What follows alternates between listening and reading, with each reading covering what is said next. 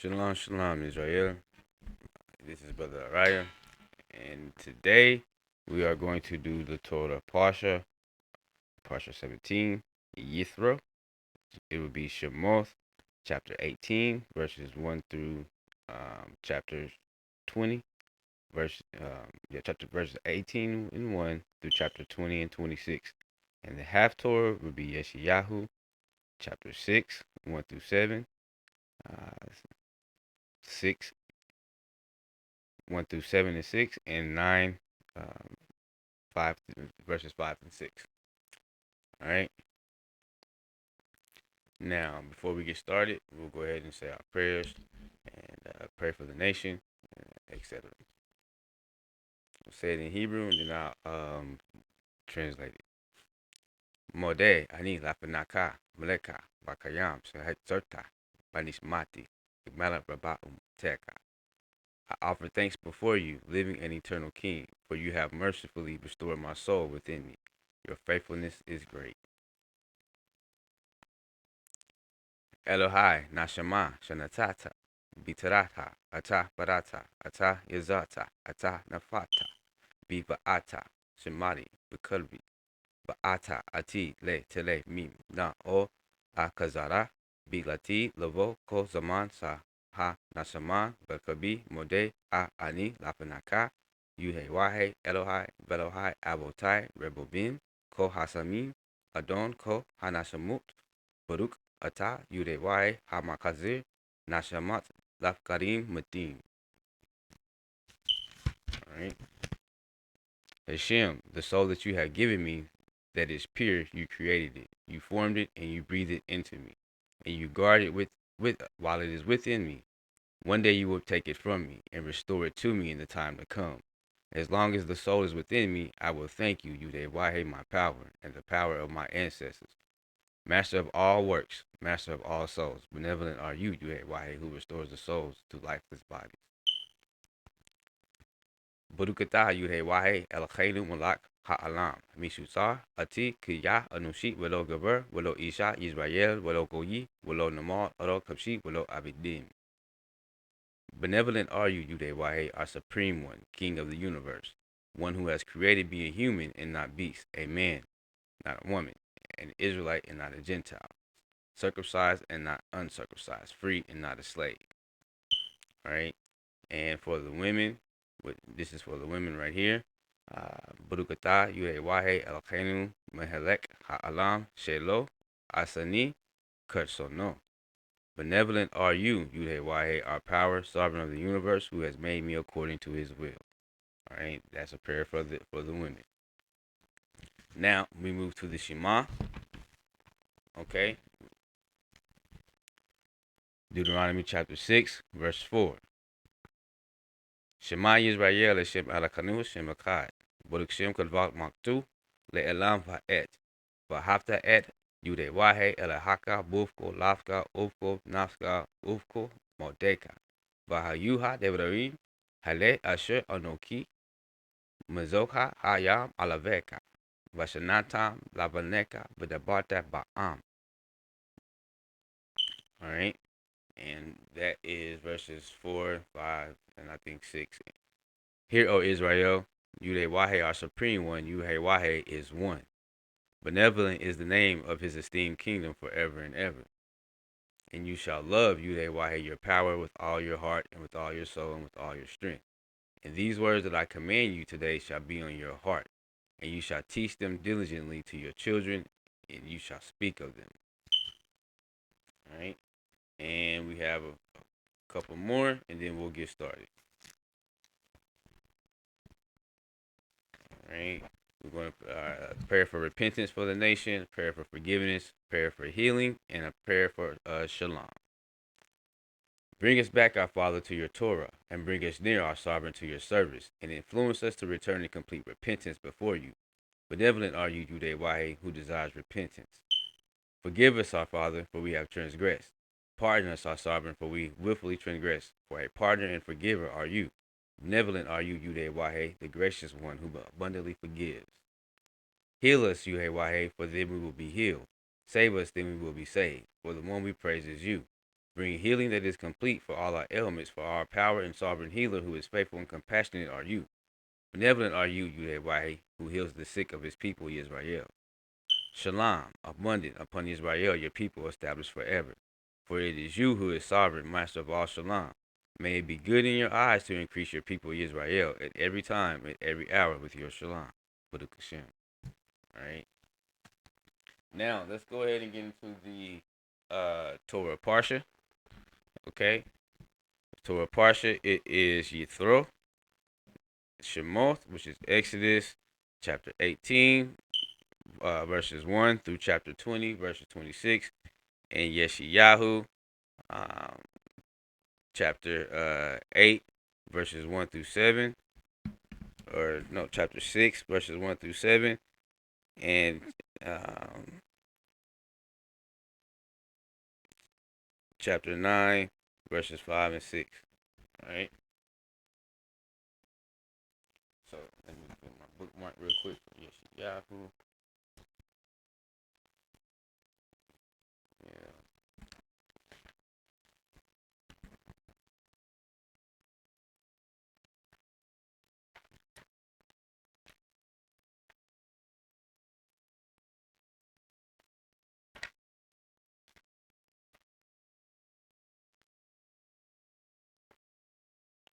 All right. Got my bookmark for Yeshuyah.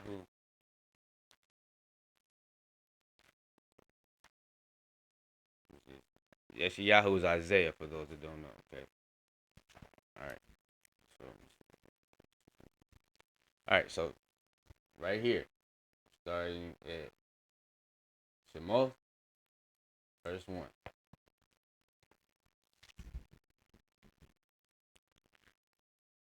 When Yethro the Kohen of Midian, Moshe's father-in-law, heard of all that Elohim had done for Moshe and for Israel, his people, that Yud-Heh-Wah-Heh had brought Israel out of Mitzrayim, then Yethro, Moshe's father-in-law, took Zipporah, Moshe's wife, after he had sent her back. Okay. Now, what does it mean by sent her back here? Right? Go to my footnote. It says they had a quarrel over the circumcision of the child, after which Zipporah went to her father's house, and here she returns back, realizing her mistake of refusing to allow Moses to circumcise their son. Moses did not divorce his wife as many have thought, and he was also married to a Cushite woman, which is not Zipporah. Zipporah was his second wife, but the Cushite was his first wife who lost touch with Moses when he left Egypt. Okay, so that's what it means right there when it says that right there, because it says right here after he had sent her back, right? Because they got into it over the circumcision when the Most High told Moses to circumcise his son, and Moses, and what did she say? She said, "You are a bloody husband." Okay, all right. Now, verse 3. And her two sons, of which the name of one was Gershom, for he said, I have been a stranger in a foreign land. And the name of the other was Eleazar, for he said, the Elohim of my father was my help, and rescued me from the sword of Pharaoh. And Yethro, Moshe's father-in-law, came with his sons and his wife to Moshe in the wilderness, where he was encamped at the mountains of Elohim. And he had said unto Moshe, I, your father-in-law, Yethro, am coming to you with your wife, and her two sons with her. And Moshe went out to meet his father-in-law, bowed down, and kissed him. And they asked each other about their well-being, and they went into the tent. And Moshe told his father-in-law all that Yud-Heh-Wah-Heh had done to Pharaoh in the Mitzrayim, for the Israel's sake, all the hardships that had came upon them on the way, and how Yud-Heh-Wah-Heh had rescued them. Right? So Moses said here, and he was telling Yithro all the hardships that came to them. Right? So when you follow the Most High, when you follow Yud-Heh-Wah-Heh, hardships will come. But Yud-Heh-Wah-Heh will rescue you through all these as the test of your belief and strengthen and refine you like gold in a burning fire. And that's exactly what the Most High did for Israel. They went through some hardships, and he rescued them time and time again through in the wilderness and in Egypt. Right? Verse 9. And Yethro rejoiced for all the good which Yeshuyah had done for Israel, whom he had rescued out of the hand of Mitzrayim. And Yethro said, Increased be Yeshuyah, who has rescued you out of the hand of Mitzrayim, and out of the hand of Pharaoh, and who has rescued the people from under the hand of the Mitzrayim. Now I know that Yeshuyah is greater than all the powers, for in the very thing in which they behaved proudly, he was above them. Then Yethro, Moshe's father-in-law, took a burnt offering and other sacrifices to offer to Elohim.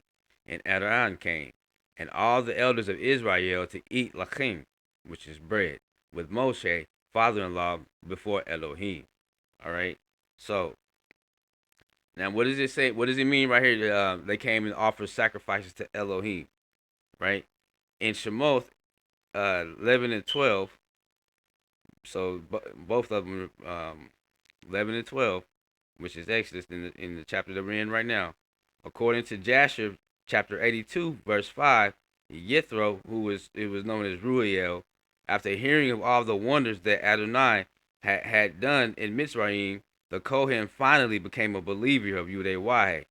Also see verses 8 and 9.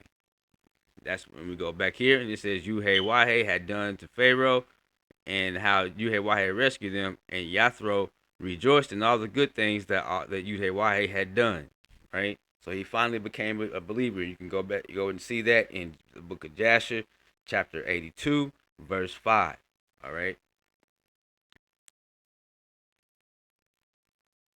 Now, verse 13. Now we're on verse 13. We're down to 13. And so it was on the next day that Moshe set to judge the people, and the people stood before Moshe from morning until evening. Right? Now you'll see that morning until evening is a recurring theme, especially in the law when it comes to the feast days and everything else. And in the Genesis, in the creation, from morning to evening was the first day, etc. So when Moshe's father-in-law saw all that he did for the people, he said, What is this thing that you are doing for the people? Why do you sit alone? And all the people stand before you from morning until evening. And Moshe said to his father-in-law, Because the people come to me to inquire of Elohim. When they have a difficulty, they come to me, and I judge between one another. And I make known the statutes of Elohim and his Torah, which is instructions, okay, laws. So not only did Moses make known the laws, he also made known the statutes. You know, for a lot of those that keep saying, well, a certain thing that's a issue in Israel is not a law, it's just a statute. Moses made known them, okay? His proof is right here in verse 16. So verse 17. So Moshe, father-in-law, said to him, The thing that you do is not good. Both you and these people who are with you will surely wear yourselves out, for this thing is too much for you. You are not able to perform it by yourself. Listen now to my voice. I will give you counsel, and Elohim will be with you. Stand before Elohim for the people, so that you may bring the difficulties to Elohim. Right? So what is Yethro telling him? Yethro is telling him to stand before Elohim for the people, so that he may bring the difficulties to Elohim. And you shall teach them the statutes and the Torah. There it goes again. Teach them the statutes and the law. The statutes and the Torah. So, I mean, laws, statutes, and commandments. You have to do them. You have to do the statutes too. And that's what people don't understand. They want to say, well, it's not a law. It's not a law. It's a statute. Okay, well, disobey if you want to. And show them the way. Because that is what the true faith should be called, the way. The way. Abraham kept the way. Our forefathers kept the way. Right? They kept the way.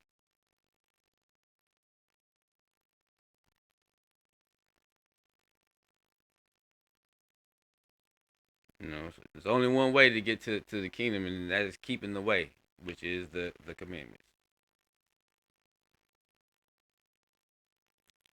And you shall teach them the statutes and the Torah, which are instructions, the laws, and show them the way in which they must walk, and the work they must do.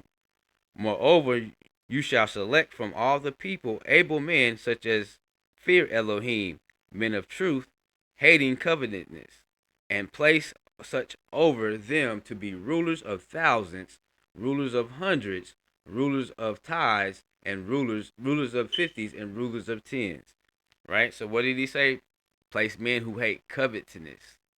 Not just anybody, not just, what wise men, but men who hate covetousness. Verse 22.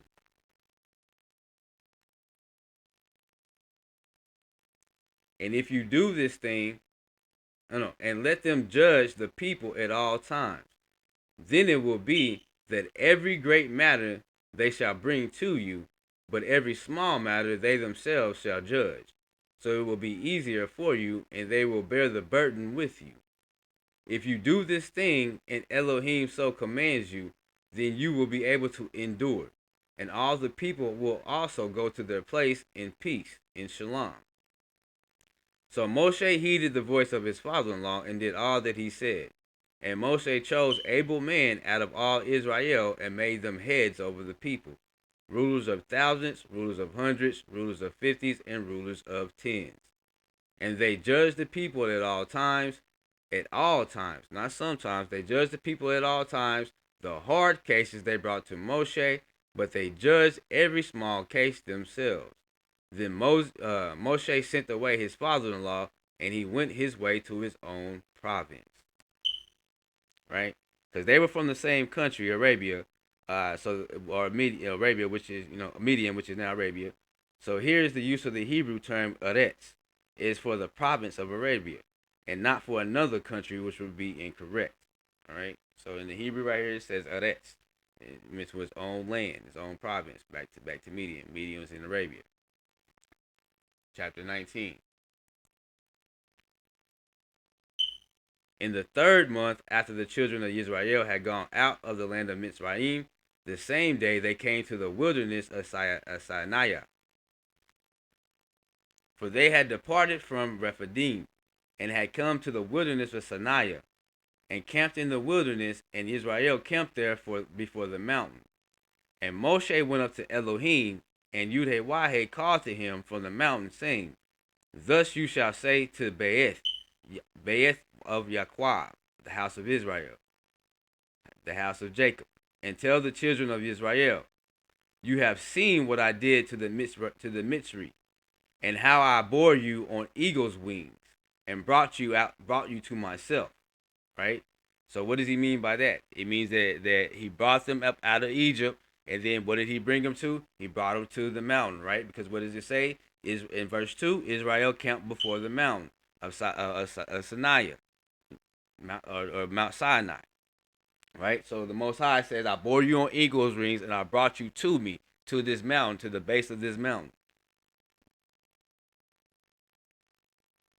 Now, therefore, if you will indeed obey my voice and keep my contract and agreement, covenant, contract and agreement, then you shall be a special possession to me above all people for all the earth is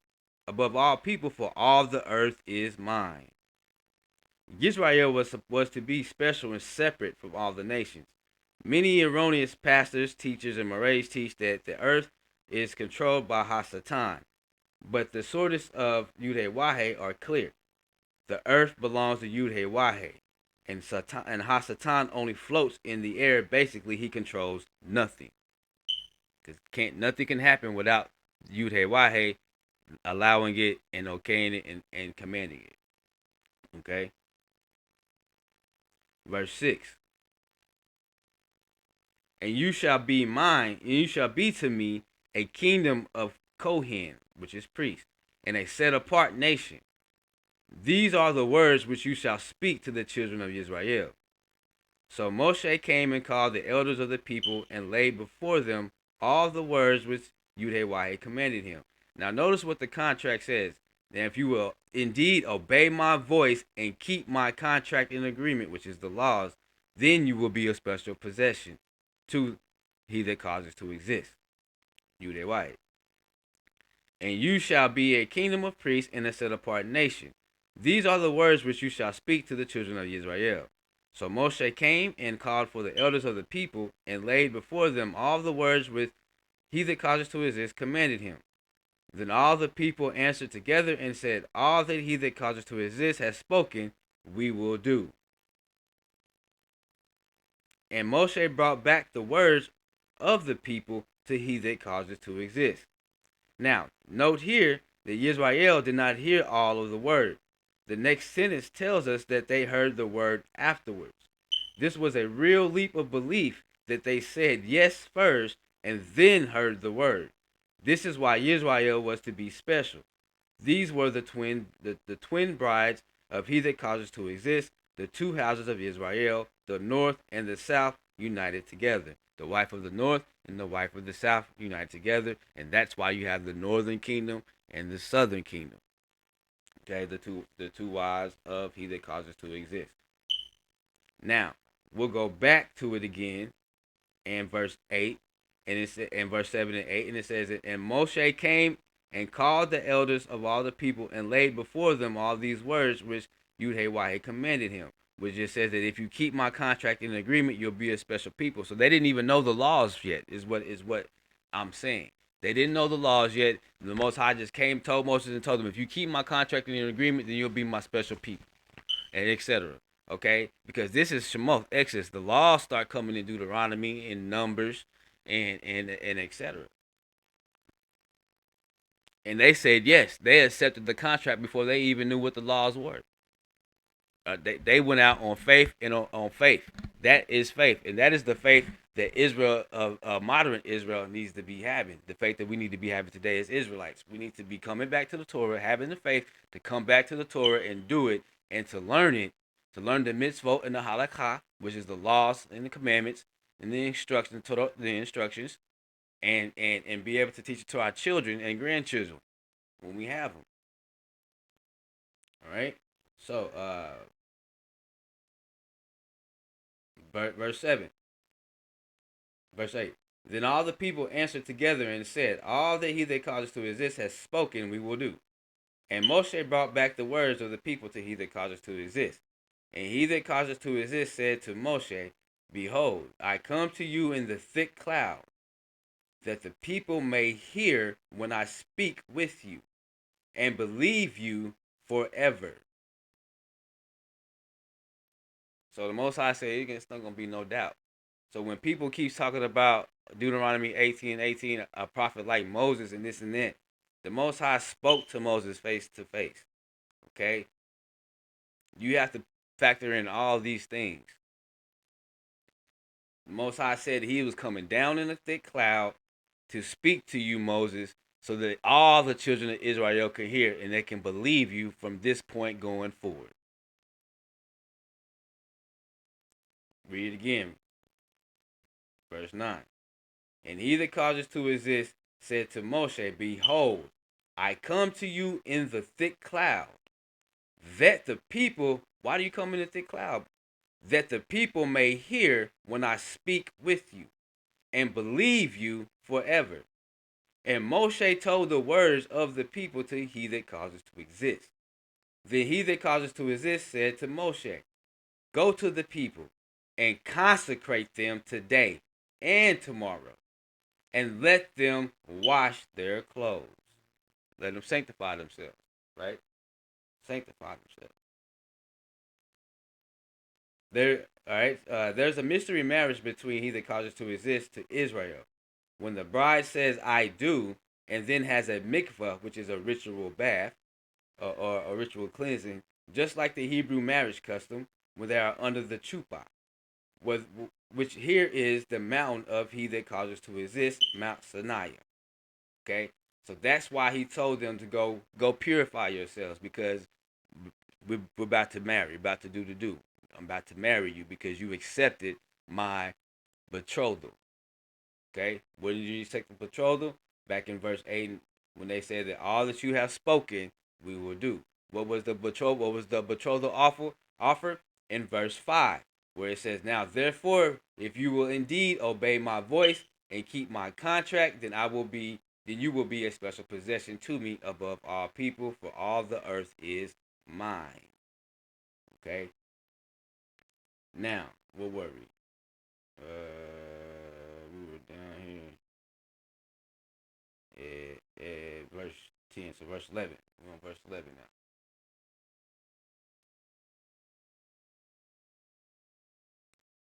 And let them be ready for the third day. For on the third day, he that causes to exist will come down upon Mount Sinai in the sight of all the people. You shall set bounds for the people all around, saying, take heed to yourselves that you do not go up to the mountain or touch its base. You couldn't even touch the base of it, the bottom of it. Whoever touches the mountain shall surely be put to death. Not a hand shall touch it, but he shall surely be stoned or shot with an arrow. Whether man or beast, it shall not live. When the shofar sounds long, they shall come near the mountain.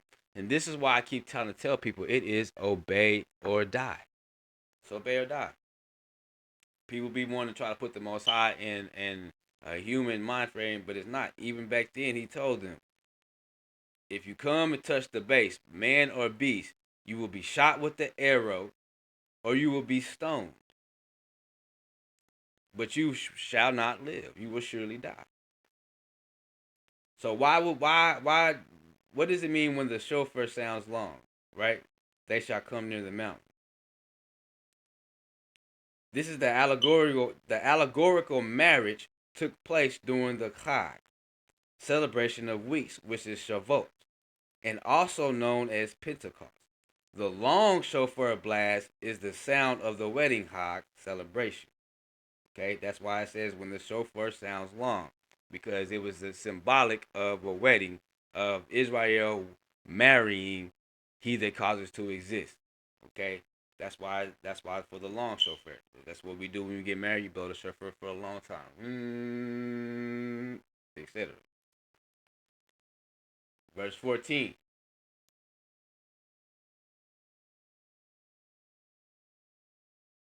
Then Moshe went down from the mountains to the people and sanctified the people.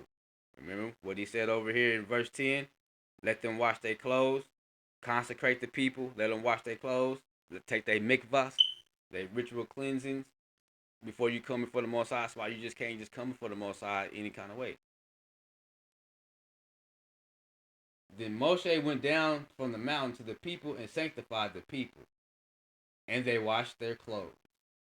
And he said to the people, be ready for the third day. Do not come near your wives. Any sexual contact with the spouses was strictly off limits. This is not because sleeping with your spouse is bad, but because it would make you ritually unclean. And you had to be clean to stand before he that causes to exist. Hence, even the clothes they wore had to be washed. Okay? Verse 16. Then it came to pass on the third day in the morning that there was thundering and lightning and a thick cloud on the mountain. And the sound of the shofar was very loud, and that all the people who were in the camp trembled. Right? So it was thunderings and lightnings. Many ancient rabbim suggest here the thunderings were not just ordinary thunderings, but they were sounds as in the 70 languages of the earth, which the rest of the world heard. The voice of he that causes to exist spread to all four corners in the language of the various peoples as it went out to them. However, they refused to keep the Torah, and Israel was the only nation on the earth that said, we will do and hear. They heard after, but said, we will do first.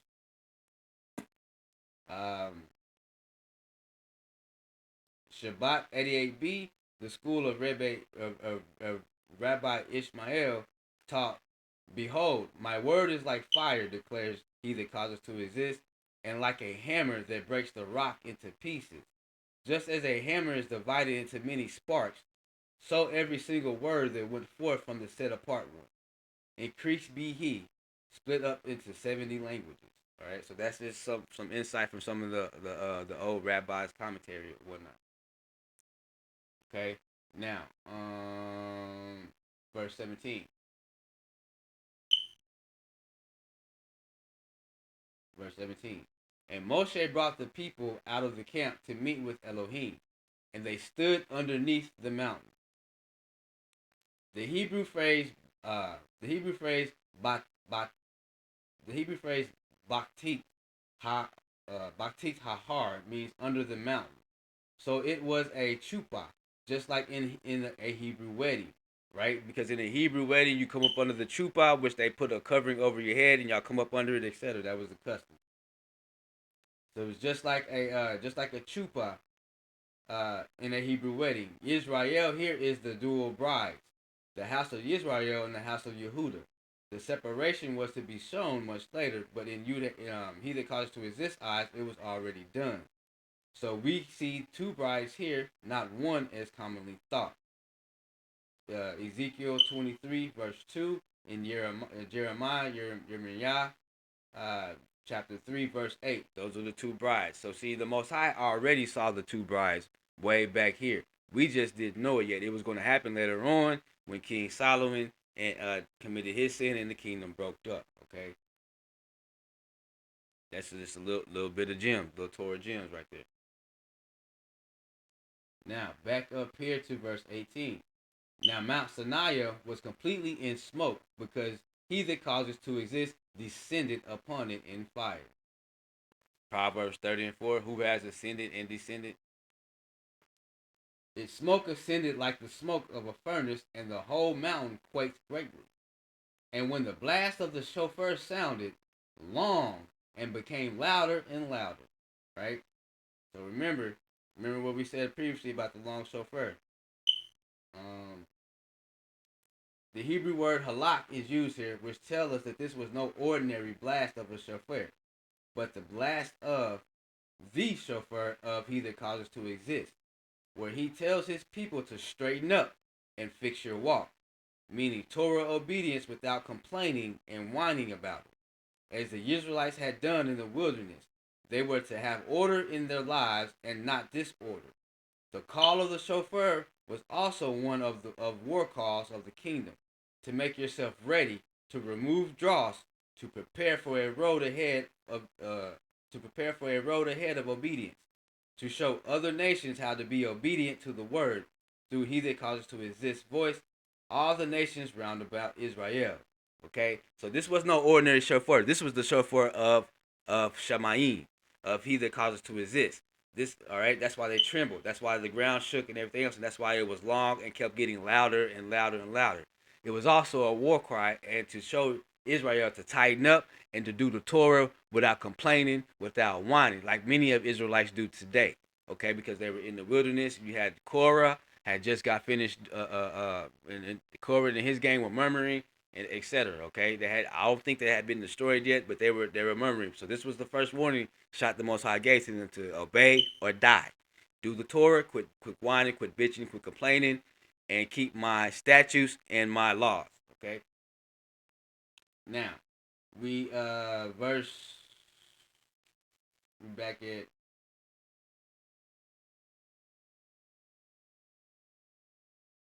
verse 20. Then no, we're at verse 19. And when the blast of the shofar sounded long, it became louder and louder. Moshe spoke, and Elohim answered him by voice. So when Moses spoke, the Most High answered him by the voice. So all Israel heard the Most High's voice then.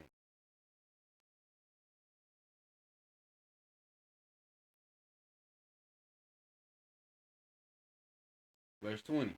Then he that causes to exist came down upon Mount Sinai on the top of the mountain, and he that causes to exist called Moshe to the top of the mountain, and Moshe went up. And he that causes to exist said to Moshe, go down and warn the people, lest they break through to gaze at he that causes to exist, and many of them perish. So one traditional custom of the East is not to look at your bridegroom. We see this here. He that causes to exist warns not to look at him. technically it is the bridegroom, he that causes to exist, who is supposed to lift the veil of the bride, and not vice versa. This custom is also carried in both Hinduism and in Islam because it is ancient and based on the Torah. Also, the custom is that the bridegroom enters the room of the bride at midnight, and we find at midnight. Let's see here.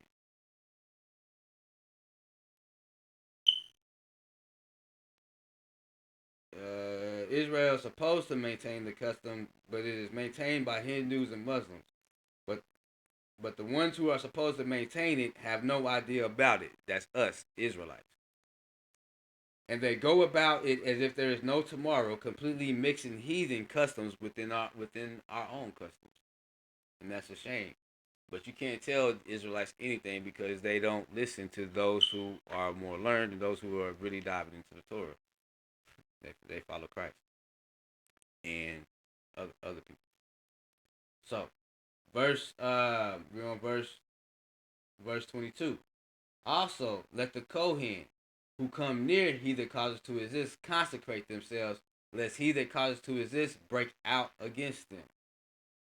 So the Most High said, tell the priest to go ahead and consecrate themselves too, lest I break out against them. So what does it mean by break out against them? The teachers amongst the saints need to heed this command. As many have 1 foot in the world and 1 foot in Torah, or none in Torah at all. So you can't be on the fence and you can't be doing both. You have to pick a side.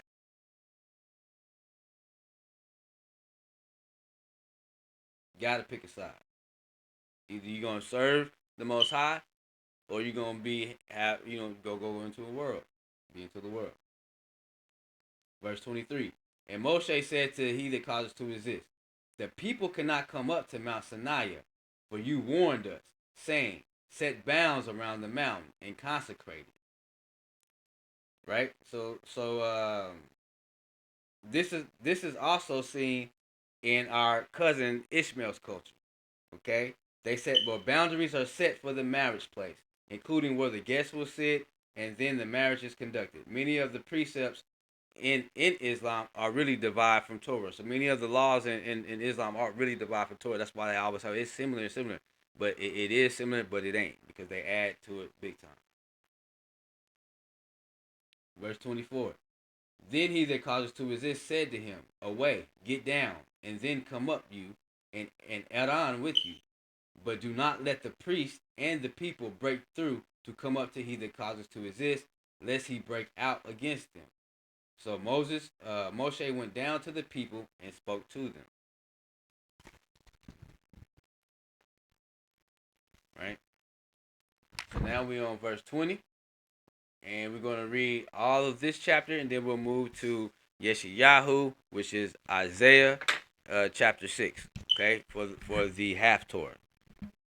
So verse 20, chapter 20, verse 1. And Elohim spoke these words, saying, Aleph, which is 1. I am he that causes to exist your power, who brought you out of the land of Mizraim, out of the bed of slavery, out of the house of slavery. Bet 2. You shall have no other powers before me. You shall not make for yourself a carved image or any likeness of anything that is in the Shemaim above, heavens above, or in the Eretz, earth beneath, or that is in the Maim, waters under the earth. Okay?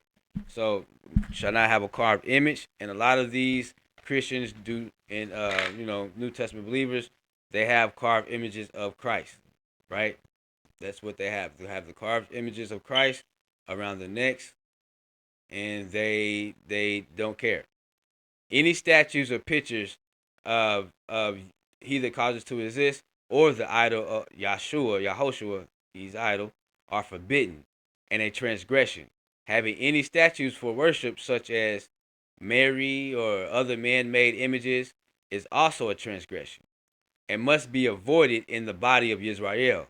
Many Christians and New Testament believers have in their homes pictures of Jesus, Yeshua, angels, etc., and the 12 disciples eating the last Passover meal.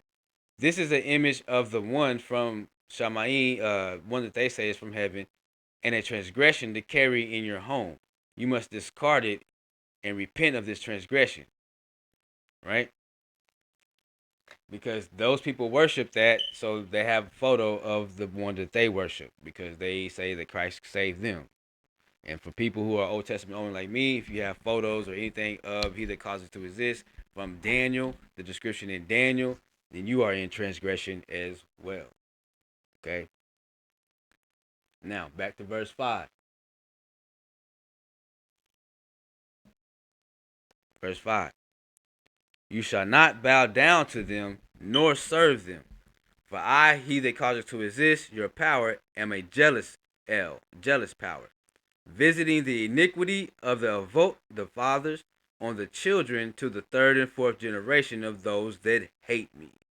So when you go against the Most High, He considers that you hate Him. When you question His things and you murmur, bitch, and moan and complain, He thinks that he takes that as you hate Him.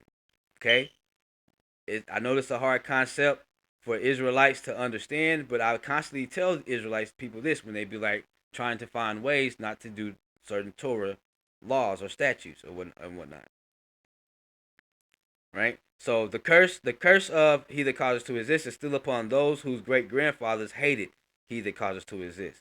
The curse can only be broken by the great grandchildren by repenting of the mistakes their fathers had made and making the curses null and void through their present actions of obedience to Torah. That's the only way you can break the curses. Once if your great grandfather hated he that causes to exist, the only way that you can break those curses is by you being obedient, Torah obedient, and you will break it for yourself and for the generation that comes after you. Verse 6. And showing loving kindness to thousands to those who love me and guard my commandments. Not just keep, but guard my commandments. The spoken favor of obedient parents to children will last to 1,000 generations, literally. Okay? Literally. And you see examples of that from Pinhas when he stopped the plague. It went all the way down uh, from Aaron and Moses, Eleazar, etc. Verse 7.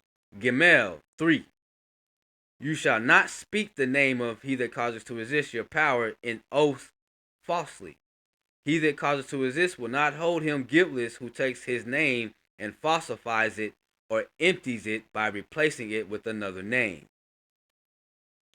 So what do you mean, Moreh Araya? What do you mean? The Hebrew word shav means to make it empty.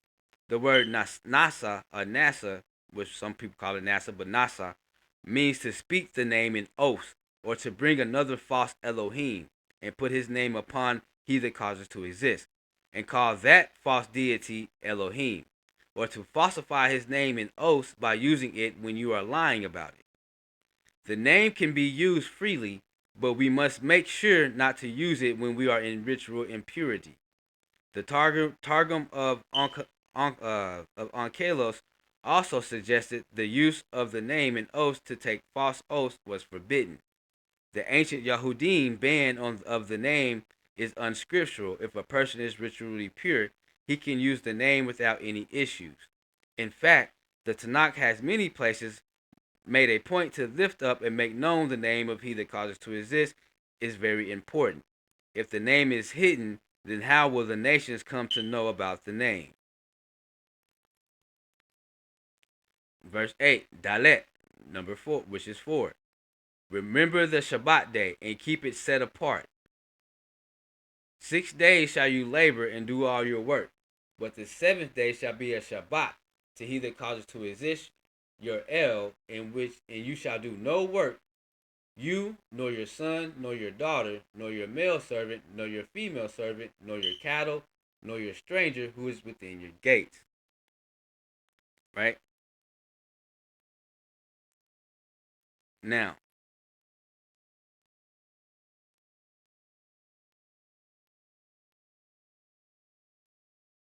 this is the seal of a believer, the Shabbat day.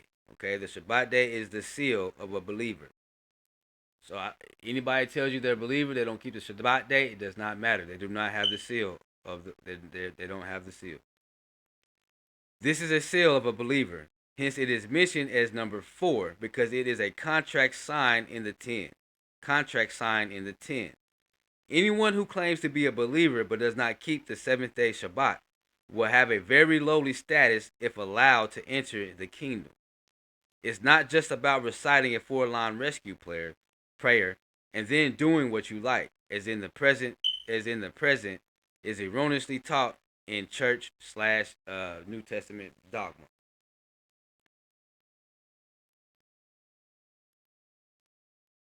Now, verse 10: the 7th day is the Shabbat day of he that causes to exist, because this is his Sabbath. This is his day of rest. Okay, his day of rest. After 6 days, he rested on the 7th, and he brought that to man. He wanted man to rest with him.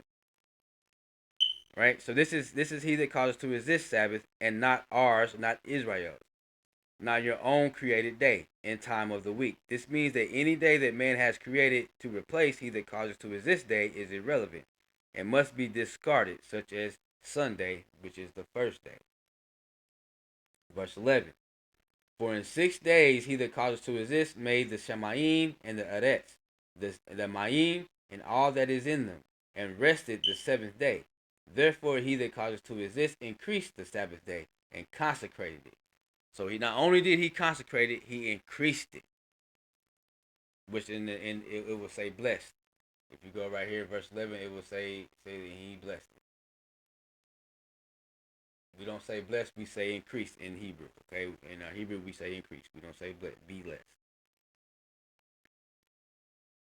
Verse 12, hey, which means number 5.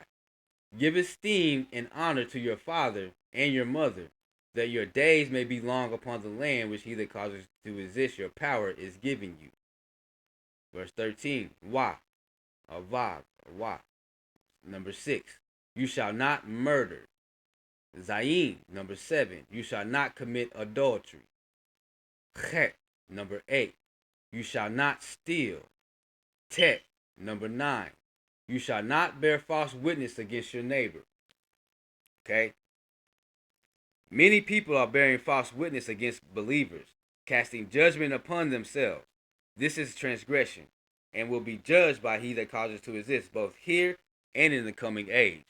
So all you New Testament believers who actually watch this and tell us that we're going to, we don't have no part in the kingdom because we believe in the Old Testament only, might want to watch your tongue. Yod, which means number 10. You shall not covet your neighbor's bed. You shall not covet your neighbor's wife, nor his male servant, nor his female servant, nor his ox, nor his donkey, nor anything that is your neighbor's. Right? Today, this would mean do not desire or take your neighbor's car, properties, or his wife, or his other possessions. So don't be desiring, oh, you got a bad car, man. I wish I had this and that. No, you're not supposed to be doing that. What the Most High has for you is the Most High has for you. Okay? Verse 18. Now all the people witnessed the thunderings, the lightnings, flashes, and the sound of the shofar. Remember that shofar got louder, louder, and louder. It wasn't regular thunderings. And the mountain smoking. And when the people saw it, they trembled and stood afar off. And they said to Moshe, you speak with us, and we will hear. But let not Elohim speak with us, lest we die. And Moshe said to the people, do not fear, for Elohim has come to test you, and that his fear may be before you, so that you may not transgress.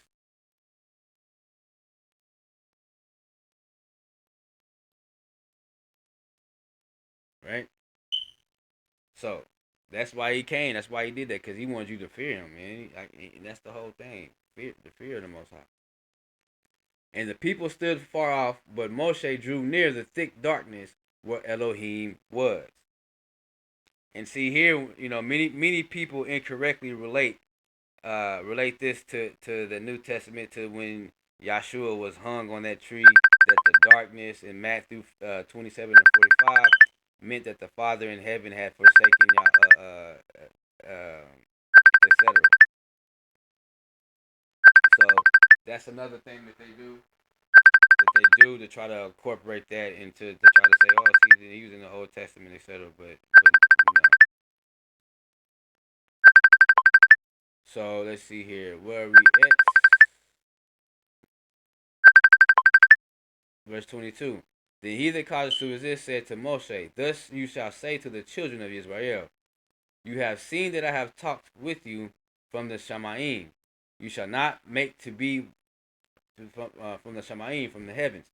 You shall not make to be like me Elohim of silver, neither shall you make Elohim of gold. So he's saying, don't make no image of him. Don't make no nothing of him, and none of that. An altar of earth you shall make for me, and you shall sacrifice on it your burnt offerings and your shalom offerings, your sheep and your oxen, in every place where my name is mentioned. I will come to you and I will increase you. Many nations sacrificed to their power. They took off their clothes and were at times completely naked before their version of Elohim. In pre-Islamic Arabia, the Hajj pilgrimage was performed completely naked. He that causes to resist forbids us to show any nakedness before him. So the Israelite priests wore an undergarment that would not allow any of their nakedness to be revealed. In the worship of Baal Peor, the priests also were naked. It is unfortunate that today, in many churches, some women who at times are the pastor's daughter are wearing inappropriate attire revealing their flesh and setting a bad example. Such behavior in the past would be considered nothing short of whoring and punishable by death. Hence, these people need to be aware. He that causes to resist will not take their transgressions lightly. Okay? So, where we at? Go back to verse 24. Verse 25. And if you make me an altar of stone, you shall not build it of hewn stone. For if you use your tool on it, you have profaned it. Neither shall you go up by steps to my altar, that your nakedness may not be exposed on it.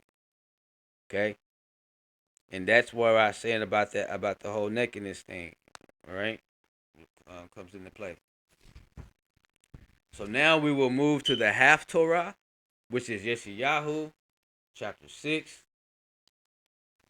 Chapter 6, verses 1 through 7, and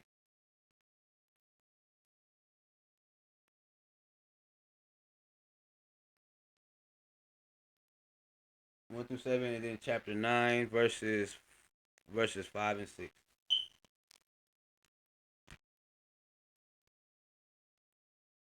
Chapter 9, verses 5 and 6.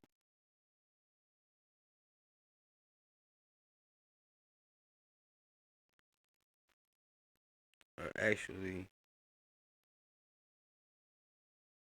yeah, so Yeshuyah, chapter 6, verse 1 through 7.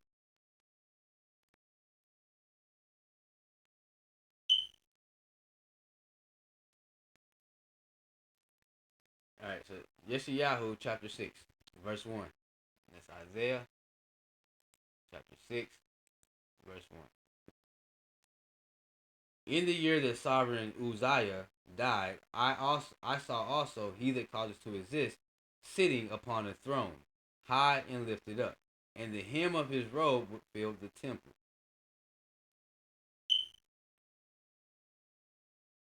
Above it stood the seraphims. Each one had 6 wings. With 2 he covered his face, and with 1 he covered his feet, and with 2 he did fly.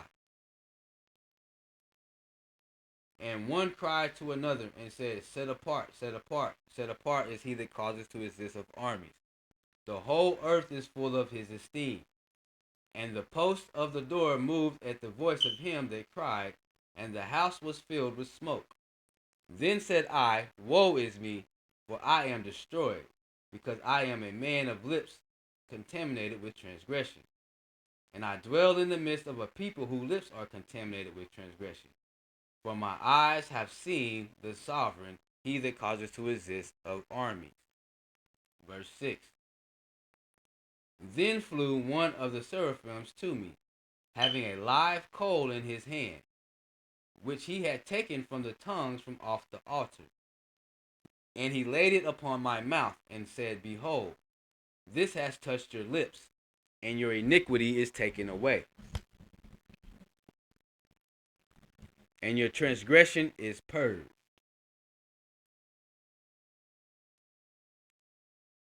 So, right here, the Most High taking away his iniquity and purge his transgression. It says, did Isaiah have to perform gymnastics to eradicate his transgression?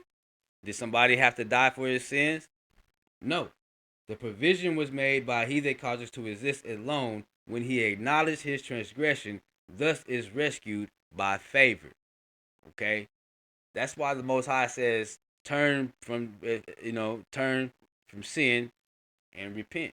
That's why he says the wicked man shall repent and turn from sin and start keeping the laws, being righteous. His sins shall not be counted no more. Verse 8. Also I heard the voice of he that causes to exist, saying, Whom shall I send? And who will go for us? Then said I, Here am I, send me. And he said, Go and tell this people, Hear you indeed, but understand not, and see you indeed, but perceive not. This was blindness caused by he that causes to exist, and it was prophetic. It was prophetic because Israel would not see. They would hear, they would not see, and it continues to happen today. Verse 10.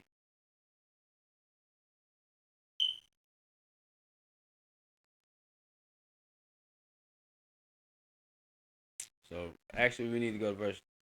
That'll be all for the Torah Parsha. And as you can see, there's a lot of things that you're not supposed to be doing. The Most High is strict. He wants you to keep the Torah, all right, the statutes and the Torah. And there's a lot of things that we are overlooking and just glossing over, and we're not need to go back and revisit. Okay, so that'll be all for today's Torah Parsha. More videos will be coming out. We have the video of the Ascension, Proverbs 30 and 4, because a lot of New Testament Israelites like to say that was Christ who has raised and came back, who ascended and descended. And we have a deep dive breakdown into Isaiah chapter 8, specifically verses 16 and verse 20, to the law and to the testimony, and seal up the law, bind up the testimony, the words that are used there. We're going to go into the Hebrew. We're going to read it from the Hebrew. And we're going to go into the Hebrew and show you that there's two words for testimony, one for eduth and teudah. And teudah is something more like of a legal sense, but we'll get into that more in the video. It's already done. I just need, those two videos are already done. I just need to go ahead and edit those, and they will be uploaded sometime, maybe today or this weekend. Until the next video, Israel, I bid you shalom, shalom. Brother Araya signing out. Shalom.